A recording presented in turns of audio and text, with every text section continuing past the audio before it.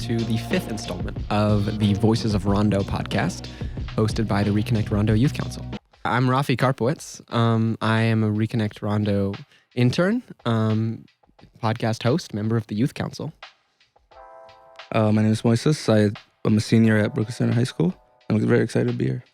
My name is Javi. I'm also excited to be here, especially with Rafi back. I am back. It's very exciting. Freshman college student. I've been away. It's been a semester, but back here. Today we are going to talk about a few things.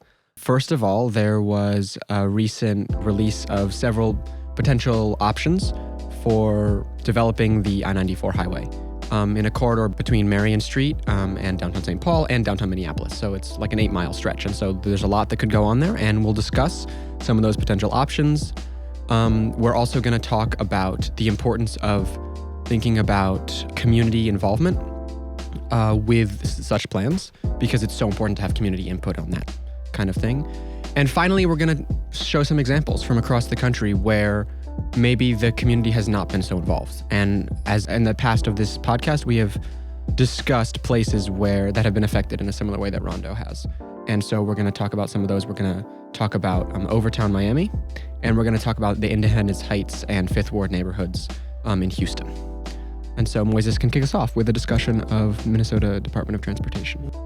So what's in the report that came out a few months ago? Well, it's 8 different plans to kind of reconfigure, rethink I-94. And one of the proposals, interestingly, is one we covered last episode, which is similar to the one in Treme, which is to pretty much raise the highway and replace it with a 2-lane boulevard with dedicated public transportation lanes.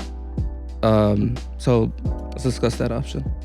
Yeah. Very interesting. This is, like you said, something that's similar to what is being suggested by the Claiborne Avenue Coalition in Treme, New Orleans. Right. To take down kind of their elevated highway and replace it with this kind of boulevard, which will have fewer lanes and potentially more options for public transportation. And so this definitely seems like an important step, like a potential way to think about this going forward. Oh, and disclaimer, these are our views, personal views. These are not Renee Rondo's views on of these course. proposals. Yeah.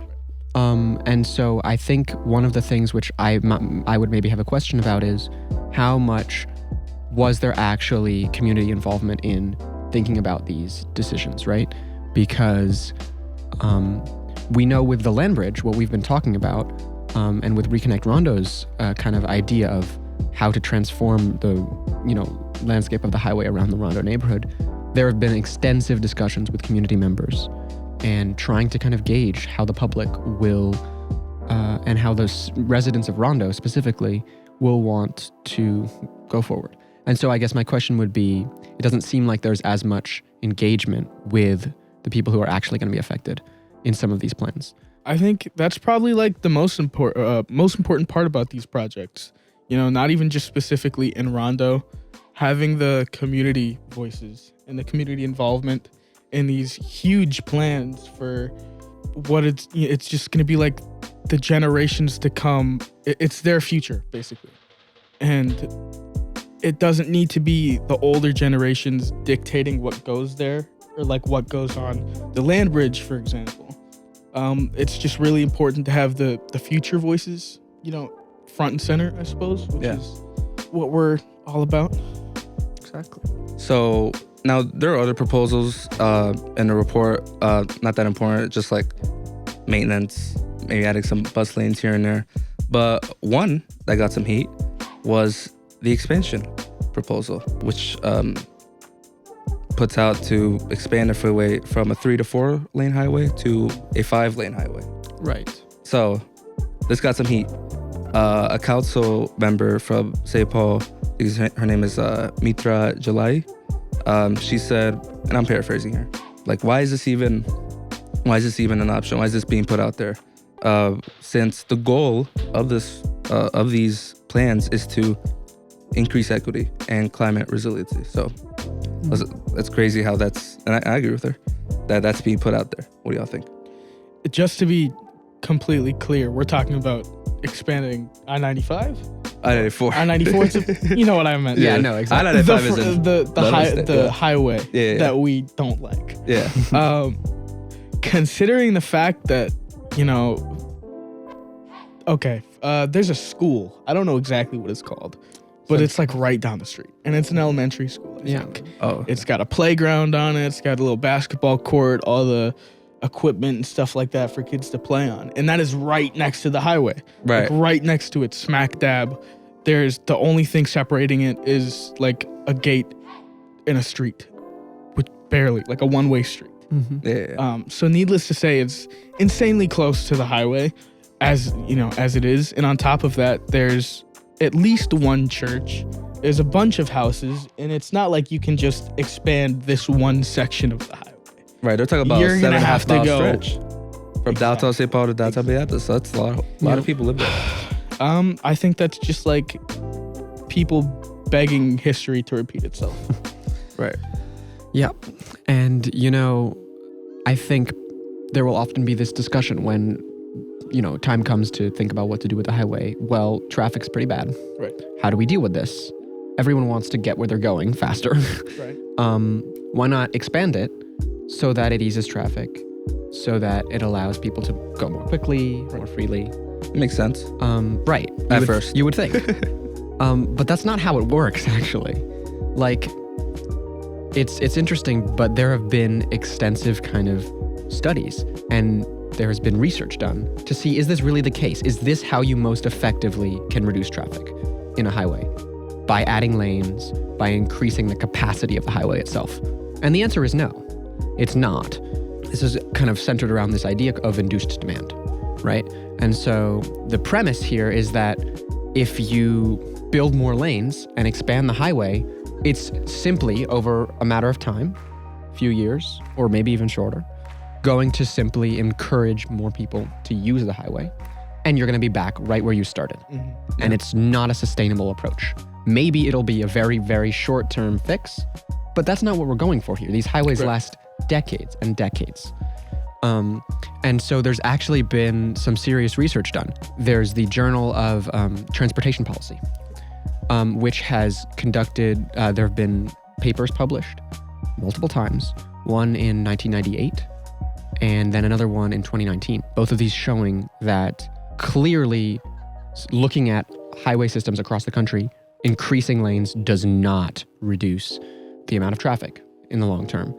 I think one of them said over 5 years, you're right back to where you started. Yeah, and there's a real world example of that in Houston. It's called the Katy Freeway. It's the biggest highway in North America, going at 26 lanes. Okay?